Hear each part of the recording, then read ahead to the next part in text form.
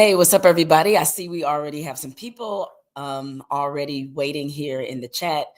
I appreciate y'all coming through, joining me for another edition here of SPOLITCS Live, it looks like I've been doing these about once or twice a week at least. It seems that there's always something happening, always something going on, and I feel the need to be in community with you all and share some of my thoughts about some of these things. So I thank you for taking the time out to join me. As you can see from the header, you know what I'm going to talk about today, and that is my former colleague, Stephen A. Smith, who he's kind of unavoidable these days. He has been making the rounds. I've seen him on The Pivot, saw him on Carmelo Anthony's podcast. Obviously, many people see him 5 days a week because he is on First Take, which is one of the most successful debate shows in sports media history, I would add to that. And of course, he has multiple shows, Sirius. He has his YouTube show. Like, it is Stephen A 24/7 all the time. So it's kind of hard to, when he says something that goes viral, when it's funny because he can go viral just being in his own media ecosystem between all the shows he has on Sirius, what he's doing on YouTube, and of course being at ESPN. He's a walking viral machine, which is very interesting. So I want to take a few moments to address some of the things that I've seen, because from a media standpoint, there's a lot going on here. And some of this you may notice and some of this you may not notice.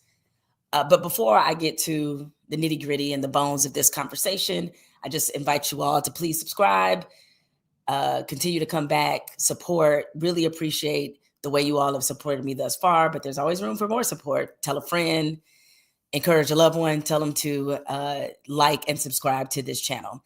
Really, really appreciate it. And definitely appreciate all of you who have chosen to comment.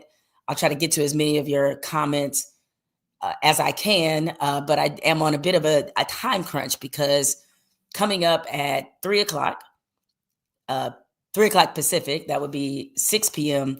Eastern, me and my other former colleague, LZ Grandison from ESPN, him, and some others, we're going to be doing an NBA preview, breaking down every single NBA team. Part of me is like, I can't believe I signed up to do this, but I can because I do love the NBA. And as you know, the NBA starts today. Everybody's super excited, especially with the fact that NBC and Amazon, you're going to get a different NBA game every day of the week. I, like many other people, very curious to how this experiment goes with Inside the NBA now being on ESPN. And I believe that starts tomorrow. So it's going to be a lot of fun. So big NBA week. So make sure that you check out the YouTube live that I'm doing with LZ Willech. We're going to have some fun in discussing all of these storylines from the NBA, maybe giving some predictions, which are sure to stink, but that'll be great. At any rate, let me get to Stephen A. Smith, who, as I said, has made quite a bit of headlines this week.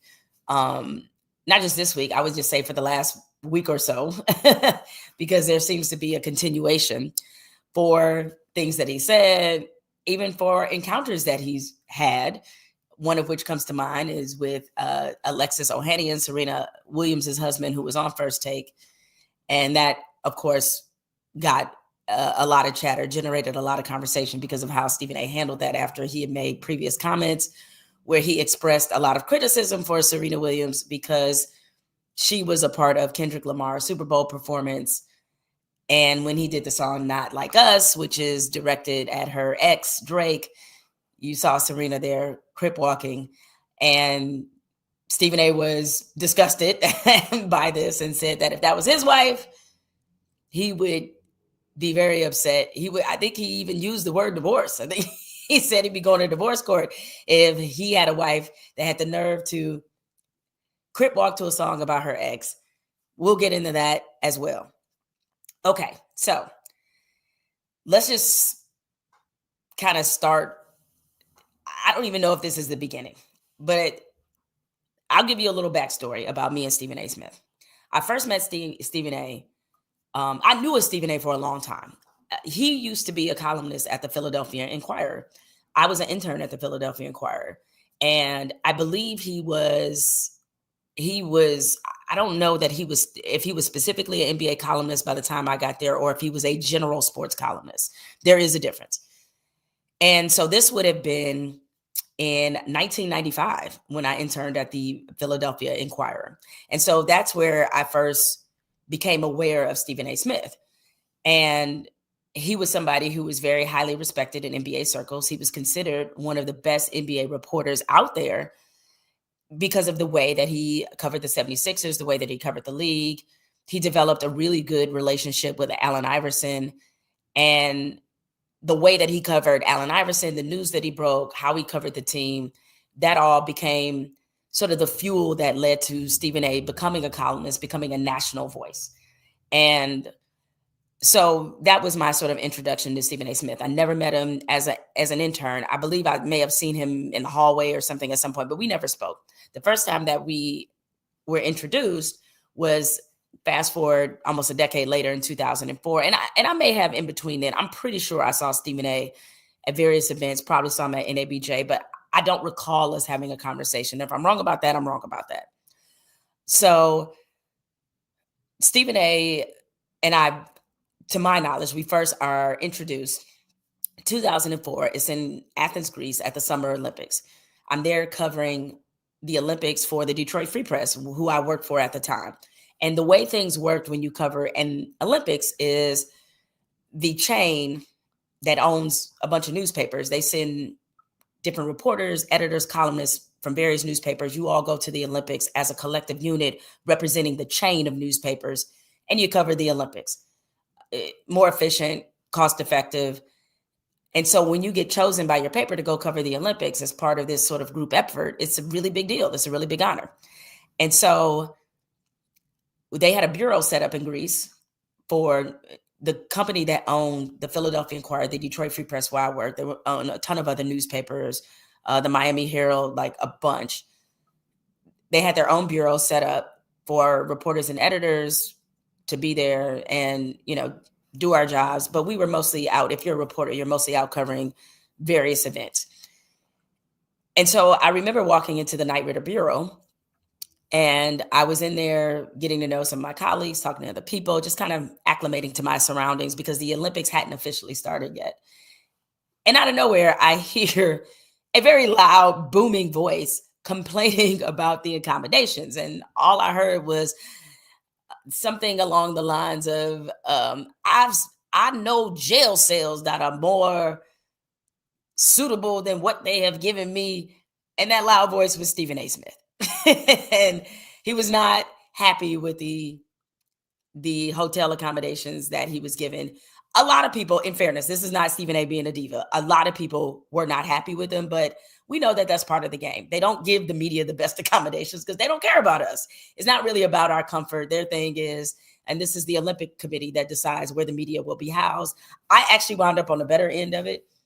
I got a Best Western, and hearing the complaints that Stephen A. and others had, I might as well have been at the Ritz compared to what they went through. So that was my first sort of introduction to Stephen A. Like, who is this loud man and why is he so boisterous? Still kind of early in the day. So, and then of course, over time, I got to know Stephen A. a little bit better. I worked at ESPN for 12 years. You all know the story.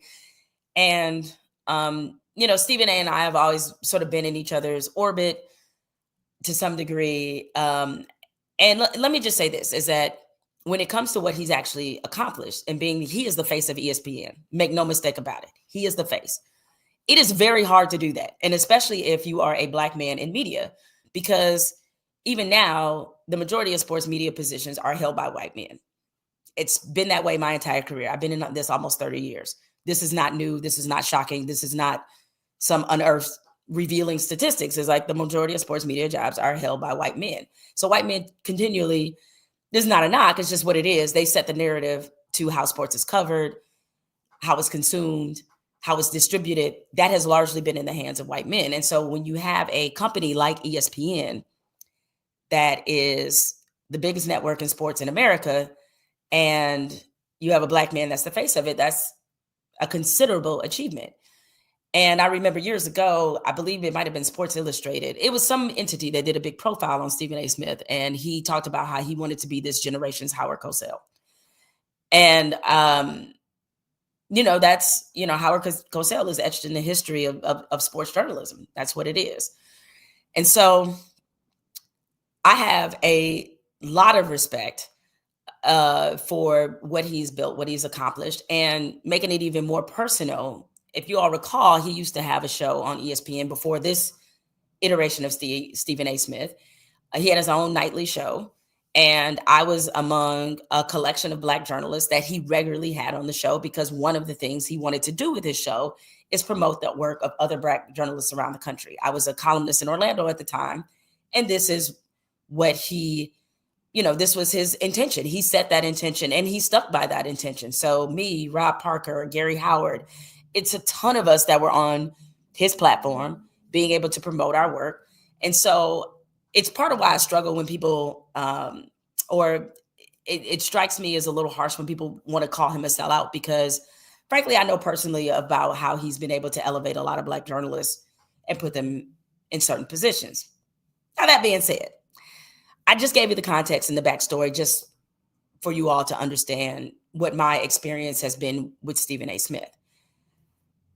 That being said, and he knows this, he's a big boy, making a lot of money. He understands the game is played, how the game is played, is that when you put things out there and you have opinions, especially strong ones like he does, and you have multiple platforms in which to espouse your opinion, then people have a right to respond back, and they have a right to critique what you say. And I, like many others, I was very bothered by what he said about Jasmine Crockett. Now, I'm not bothered because I think that Jasmine Crockett, representative out of Texas, by the way, is above criticism, because Jasmine Crockett is not above criticism. No politician, Black, white, red, purple, whatever color, is above criticism. Not a one. And so that is not the issue here. Critique is welcome. But it's got to be critique that's rooted in something that is critiquable. And what I didn't like about his critique and my pushback to his critique is, one, he was wrong, is that Jasmine Crockett does do a lot. And he questioned whether or not she was serving her constituents. And I don't think that Stephen A. Smith really knew who her constituents really are. I believe almost half of her constituents are Black. And her two strongest constituents, as in the two strongest population bases in her district, are Black and Latino. It's also a very anti-Trump district. So you saying that, she wasn't voted in to do, to get into this rumble with the president, and that's not serving her constituents. Well, actually it is, because that's what they want, because that district, the mandate is anti-Trump. You may not like it, but that's her district. And it's not a district that she won by a little. It's a district she won by a lot. She got over 80% of the vote. So whatever she's doing, they actually like it. Okay. And so I thought about this and I said, that's an interesting critique. And then I started to kind of weave in the other critiques that we're seeing from him lately about certain issues and people. And I came to a conclusion. But before I get there, and this really what cemented the conclusion. When he was on Carmelo's podcast, he offered Kyrie Irving, who he has been extremely critical about because of Kyrie's position on the COVID vaccine. Kyrie, he's been hurt. He's had some other issue. Like, he's been extremely critical of Kyrie. I don't need to break it all down. You guys can Google it. He has been. Okay. But this let me know what was afoot when he had this to say on Melo's podcast. Who Kyrie Irving is? Kyrie's a good brother, man. Kyrie's a good brother. We used to butt heads because he missed work. And I'm like, yo, man, this brother's electrifying. I want to see this brother dancing on the basketball court. I don't want to hear no shit about no COVID vaccine. Get your ass on the court. I need to see you. Now, obviously, in hindsight, the brother right, because we see all the conspiracy theories that come out, and props to him for having the foresight to see that. We didn't see that at the time. And then, but you also have to understand, I'm living in a world where you got cats making 38, 40, 45 million. You got GMs and owners complaining about it. And you got billionaires looking me in the face and saying, yo, Stephen A., I took that damn vaccine. Who the hell are they not to take the vaccine? And we're living in a country where the government was imposing all of that on us. So I'm sitting there going like this. That, ladies and gentlemen, that told me what was afoot. Now, listen, what I'm about to say, I'm not coming for his authenticity or his genuineness, however you want to put it. But I will say this, having been in the media game as long as I've been in it, if you are any level of a student in this industry, if you ever hope to survive this industry, you need to know the ebbs and the flows, the trends. You need to know where the money is going. You need to know who has the money, and you need to know who's investing, and you need to know the audience that you have to reach and how to grow your business. The one thing that Stephen A. Smith has made it very clear is that he considers himself a business, if not an empire. He's trying to ascend to be a business and an empire. I mean, he's already a business, I should say, but I think he wants to be a mogul, an empire. He wants to be the most important person in sports media, I would say in media, period. So I know where the money is going right now. All of us do. And right now, all the money is in veering right. All the money is in being more conservative. Because when you look at, say, let's just take the recent acquisition of CBS by Skydance, CBS and Paramount, and how they have now given control of CBS News over to Barry Weiss, or is it Bari Weiss? Not sure I'm pronouncing this correct.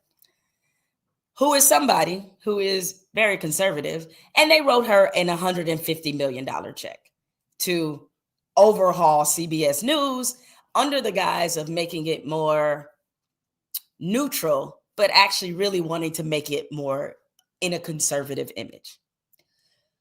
Beyond just Fox News, you have OWN, you have Newsmax, you have News Nation, you have who owns CNN, you have suddenly all the media is going to the right. That's where all the money is. And so in a time where all the money's going right and there's more money to be had in appearing to have conservative opinions or understanding conservative viewpoints, for Stephen A. to suddenly come out and backpedal wholeheartedly against Kyrie Irving and say, brother, I was wrong. What you said about the conspiracy theories or what you said about the COVID vaccine was right. And really what I want you guys to pay attention to is the reason why he said it was right. Let's listen to that again. Who Kyrie Irving is? Kyrie's a good brother, man. Kyrie's a good brother. We used to butt heads because he missed work too damn much. And I'm like, yo, man, this brother's electrifying. I want to see this brother dancing on the basketball court. I don't want to hear no shit about no COVID vaccine. Get your ass on the court. I need to see you. Now, obviously, in hindsight, the brother right, because we see all the conspiracy theories that come out, and props to him for having the foresight to see that. We didn't see that at the time. And then, but you also have to understand, I'm living in a world where you got cats making 38, 40, 45 million. You got GMs and owners complaining about it. And you got billionaires looking me in the face and saying, yo, Stephen A., I took that damn vaccine. Who the hell are they not to take the vaccine? And we're living in a country where the government was imposing all of that on us. So I'm sitting there going like this. He didn't say, I now agree with Kyrie Irving because there's been a mountain of evidence to suggest that people were wrong about the vaccine. He said, because now we see all the conspiracy theories, which is not evidence. Now, listen, if you didn't take the shot, I don't care. That's your life. That's your health. That's on you. But the rationale between switching up doesn't make any sense. So then I got to say, okay, because listen, that's the thing with vaccine and medicine is that it has a different effect on everybody. That's kind of the way that it works. And Stephen A. Smith is vaccinated, by the way. And so now all of a sudden he's saying that Kyrie was right. So are you then saying, Stephen A. Smith, that you should not have been vaccinated, or you're happy that you wish you weren't vaccinated? So let me ask y'all this. Who is it? What constituency and base tends to be or hold the highest vaccine skepticism? And that's not to say that Black people don't. And the reason that Black people do is a much different reason than what other groups do. The reasons why they don't, why they have the skepticism. See, Black people have earned the right to be skeptical about vaccines and medicine in this country because we are usually the experiment in this country medically. You know, the entire field of gynecology is based on what they did to Black women. We know the story of Henrietta Lacks. We know that during the times of slavery, that they would experiment on slaves just to see how the body worked. We know about the Tuskegee experiment. We know about all of these things that have happened. So the reason that Black people are extremely skeptical about science and about the vaccine makes a lot of sense because historically of how we've been treated in this country. But that wasn't what Stephen A was talking about. And I just find it interesting that on top of criticizing Jasmine Crockett, now you have him going, oh, I'm on the opposite side of the vaccine. We all know that he loves to go on Fox News and, Hannity's one of his boys and all of this. Now the picture's starting to form a little bit. And I understand what I'm seeing. And so I think about that in relationship to the fact that, Stephen A has never made any bones about the fact that he is a pure, unadulterated capitalist. I do not begrudge him of that. He values that. It is a tremendous accomplishment to be able to have secured an $100 million media contract when you aren't a professional athlete and you're a Black man. That is pretty hard to do. So I understand sort of the ambition that's driving this. And listen, it's many a days. I say this in jest, but there's a little bit of seriousness to it, slight bit, is that I wish I could be that person. I wish I could be the person that could, when the wind blows a different direction, that's not necessarily in my favor, that I could suddenly change who I am and how I move and navigate and process the world to make it more capitalism friendly. I wish I could be that person to do that, but I ain't that person. I don't have it in me to do that. Of course, I want to learn and grow and evolve. And, I've had opinions that have changed and have changed organically. And I like to think authentically. But I can't play the game of suddenly, being different because the current is different. Yeah, if I get into a pool or I get into the ocean and the current changes, I'm gonna still swim the same way,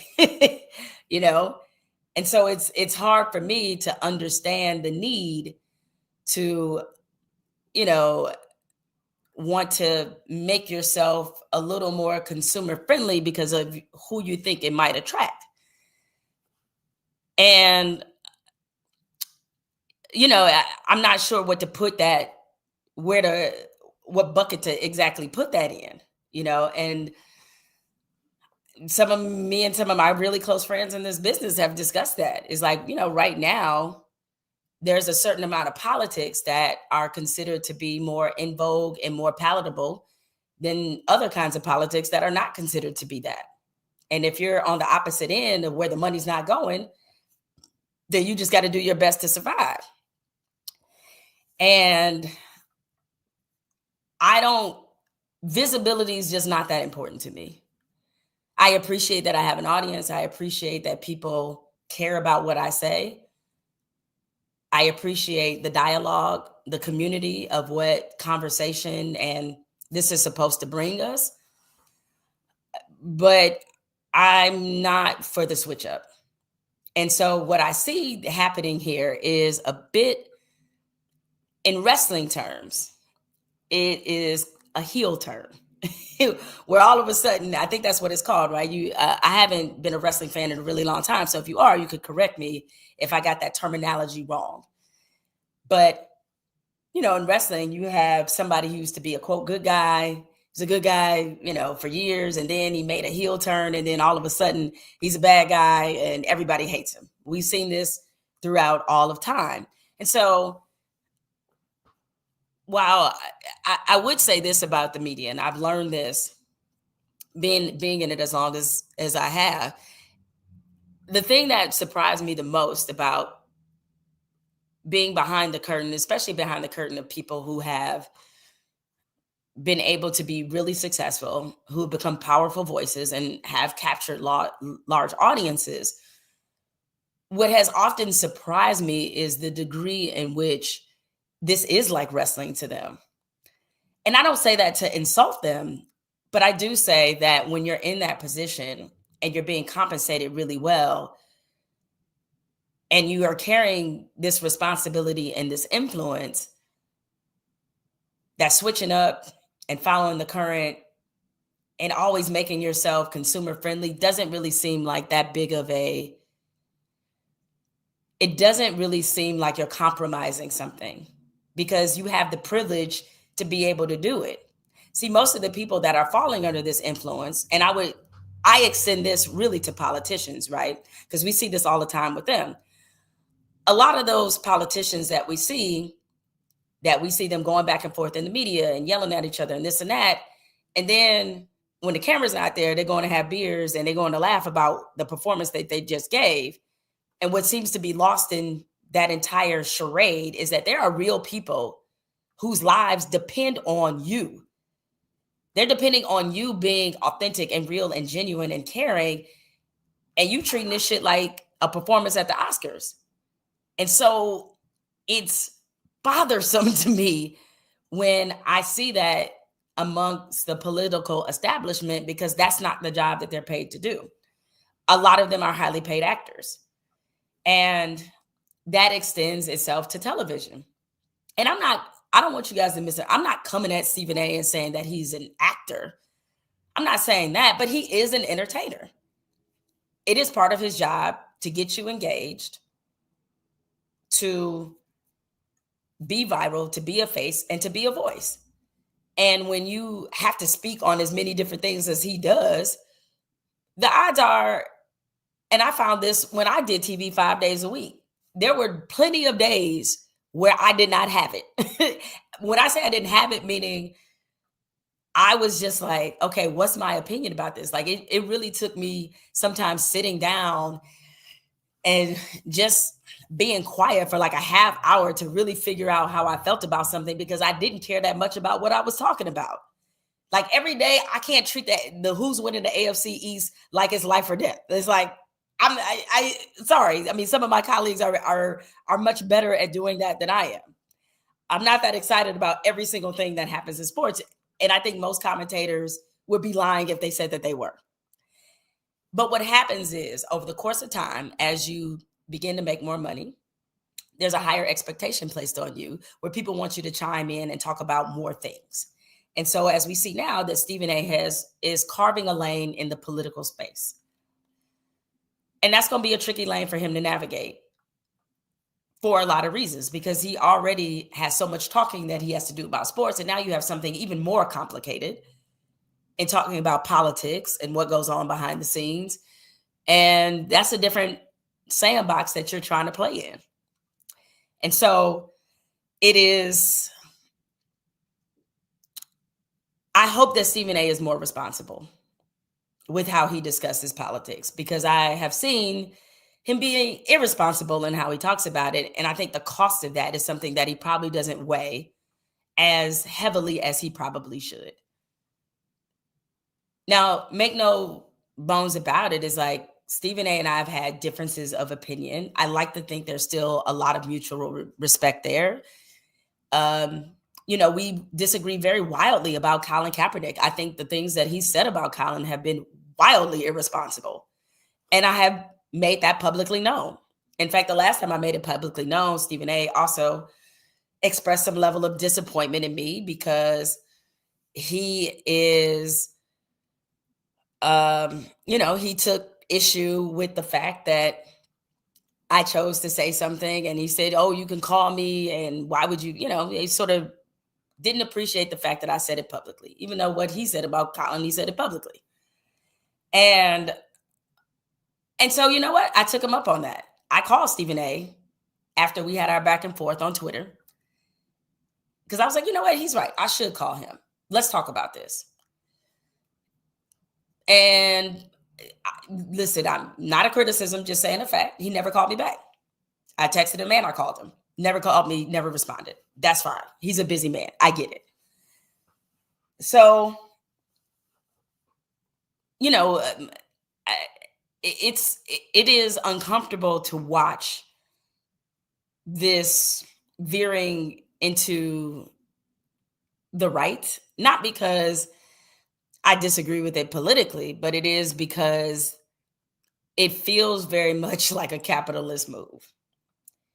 And, I know that when you're making as much money as Stephen A. is, that's the moves that you've chosen to make. He has a different allegiance to capitalism than I do. That doesn't mean that makes me better or that makes him worse. Just different allegiances. It's just certain things I got to draw the line at that I'm just not going to do.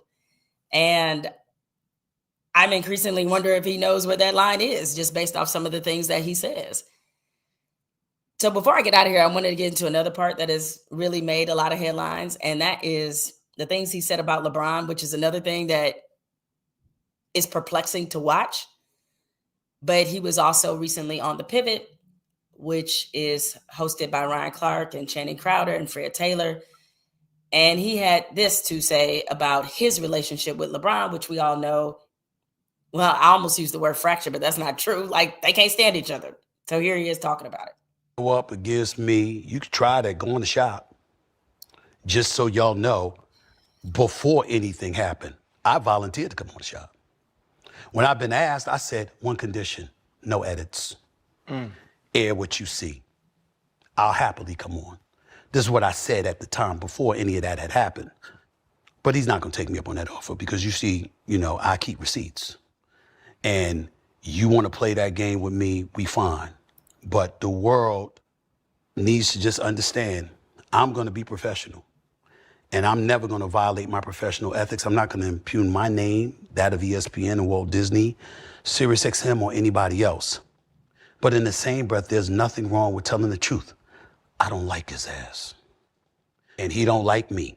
And I'm good with it. How hard do you think it'll be for people to be able to see it in that light when you are the normal Stephen A. as you are analyzing the game, talking about the game, talking about what surrounds NBA basketball? How do you expect people to receive when you do say something negatively about him, though? Honestly speaking, I apologize for saying this. I don't give a shit. I don't care. Because my record speaks for itself. I got 30 years. I got 30 plus years in this business. A lot of talking about LeBron happened in the aftermath of all of that. I talked about you when you went to the playoffs. I talked about you when y'all asses got smoked in 5 games by the Minnesota Timberwolves. You know what I'm saying? When Ant-Man walked outside the Crypto.com arena, walked down the streets talking about you. You understand what I'm saying? I said, I talked about the Lakers and the moves that they made when they extended Luka. I talked about when you opted in and I gave you your respect and your compliments when it's due. I've done more for him than he'd ever do for me. I've accomplished a lot in this business, okay? I'm a black man that's done it. I come from the streets of Hollis, Queens, New York City. I grew up poor. Government cheese and bread and all of that stuff, the kind of stuff these athletes talk about what they went through, I went through. And I ain't have y'all game, but I'm living well. I made it. I did my thing. You understand? Do you hear them giving us our respect? No, because the mentality is, who the hell are y'all? You see what I'm saying? Why? Because even if we're complimentary about you, excessively so, we're a pawn, we're a stooge. You know what? You got us in our pocket. You got us in your pocket. If we're critical of you, we haters. All right? We can't win. Well, guess what? I found a way to win anyway.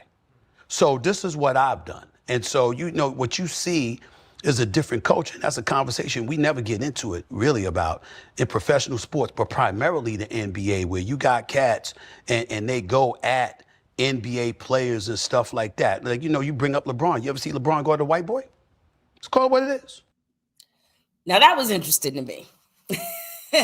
You ever see LeBron go at a white boy? Now we in some interesting territory where Stephen A is saying that LeBron has a particular vitriol for him that he would never show against another reporter, even though, as we found out, he was harboring some kind of feelings for Brian Windhorst, which all of us were very surprised about, because Brian Windhorst is one of the most professional, well-liked people in our industry. And that's real, because let me tell you, the people that folks don't like, you know who those people are. Brian Windhorst ain't one of them. And Brian Windhorst, by the way, has never, to my knowledge, has never tried to make his relationship with LeBron more than it is. He's never called him a friend. He ain't said, that's my buddy. He just said, I've been covering him since high school. That's literally it. And he's given LeBron a lot of credit and said, if this guy doesn't become one of the greatest players ever, I don't know where my career is. He's done this repeatedly. So everybody was very surprised that he came at Brian Windhorst like that. And it did rub some people the wrong way because, again, people know who Brian Windhorst is.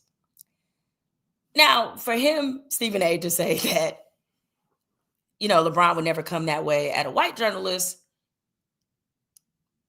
was an interesting criticism, because there was a lot of people who very quickly pointed out this particular interaction that he had on First Take with Alexis Ohanian, the husband of Serena Williams. And they wondered why Stephen A suddenly got so deferential when he seems to have a lot of criticism and fire for people not named Alexis Ohanian, if you're catching my drift. Smith, I think you had some marriage advice for me. Is that right? Or well, you know what? Listen, I didn't. People, you know, headlines are headlines. We can get into that another time, but I was hoping you were going to be here. I am not qualified. Married? Right. Oh no, not me. Well, I ain't qualified, my brother. I'm not qualified. I was going to ask, because you hadn't been married before, right? I am married. No, see. He hasn't. No. Okay. Yeah, because I give advice to plenty of founders who want to build billion-dollar companies. And the reason I do that is because I build billion-dollar companies. Yeah. So I generally try to stay in my lane as advice department. Then we'll talk marriage advice later. I've been 13 years strong. We got you. Alexis, thank you.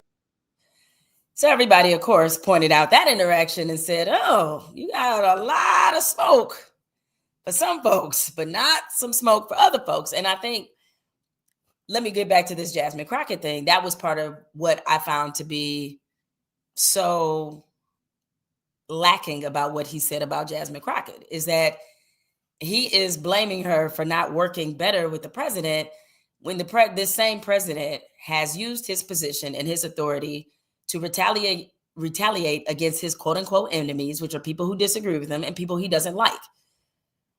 He is trying to hold her to a standard he doesn't even hold the president to. And naturally, people wonder, in all of these criticisms that he has, why none of the criticism is directed toward the source of where a lot of this is coming from. You know, Jasmine Crockett is a very well-known political figure, as we know. But the person who has a responsibility to work with people is the one that is elected to the highest leadership position, and that would be the president. And he has made it very clear that he's only interested in governing people who support him. He's not interested in the people who did not support him. He's made that clear in his attacks against California. He's made that clear in his attacks against Illinois. So it seems like the person who ain't willing to work with nobody is the damn president. And since there was no criticism of that, it's hard for people to look at your critique, Stephen A. Smith, of Jasmine Crockett and take that in the manner in which you think you meant it, because of where the critique has been lacking elsewhere. And it was interesting to me that he pointed out he had a conversation with Joe Manchin, of all people, about this. And I'm like, wait, was this the same Joe Manchin that tried to single-handedly derail Build Back Better, Joe Biden's signature legislation that put trillions in various communities? And we all saw what happened with that, is that Republicans called Joe Biden and the Biden administration everything but a child of God, dressed them down entirely about this legislation, about many other things, did it constantly. And as soon as that legislation passed, because thankfully the Democrats had the vote, they all took credit for it. Kind of funny how that works in politics, right? That's why I was getting to y'all about that whole performance aspect, about sometimes what we're seeing is that you have people performing for basis, for votes, for likes, for clicks, for popularity. And it is disturbing to see the length in which some people will go through that. And so I guess to wrap all of this up, what I would say is that I don't begrudge Stephen A. Smith any of the success that he has. I think it's really an amazing model to hold up for a lot of younger journalists. We're at a time now where Black journalists, young Black journalists especially, don't feel welcome in this media space, really don't feel welcome in many media spaces because of what the profession looks like. And so at the very least, Stephen A. is proof to them that this is possible. On the other hand,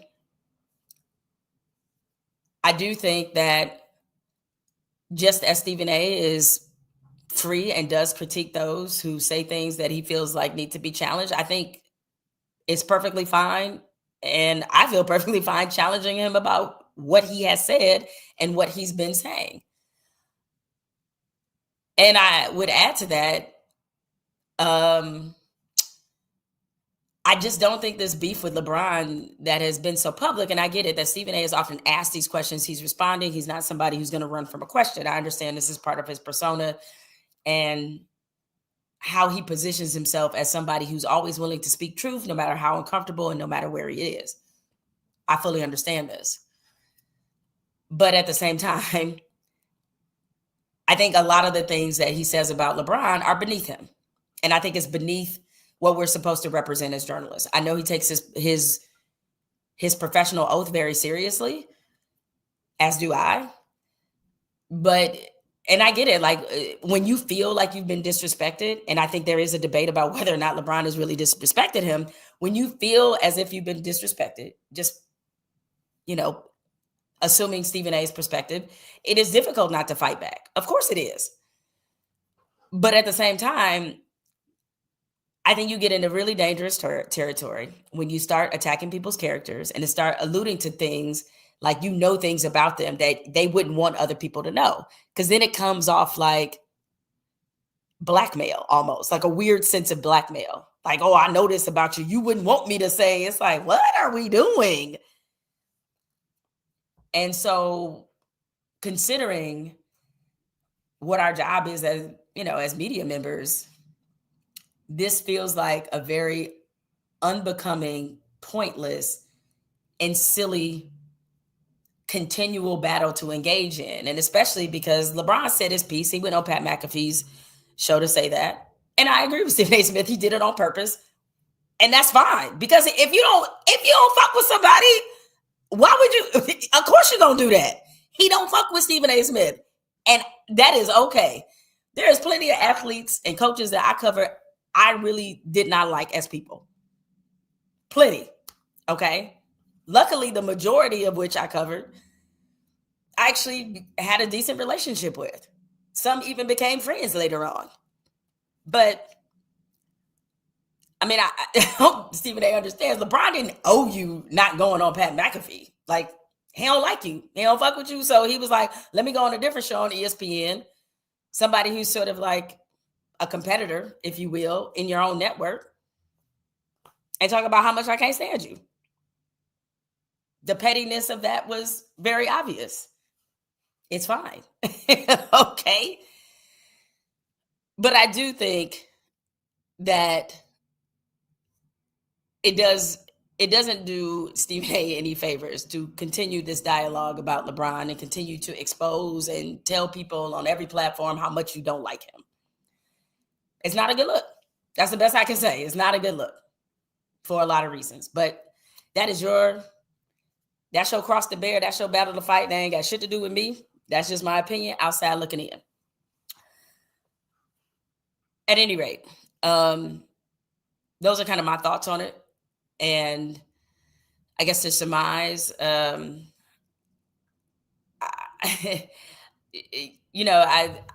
think that it's easy to see the strategy that Stephen A is employing right now, because I'm sure he has aspirations that are far bigger than just being on First Take 5 days a week. Some of those aspirations have come true.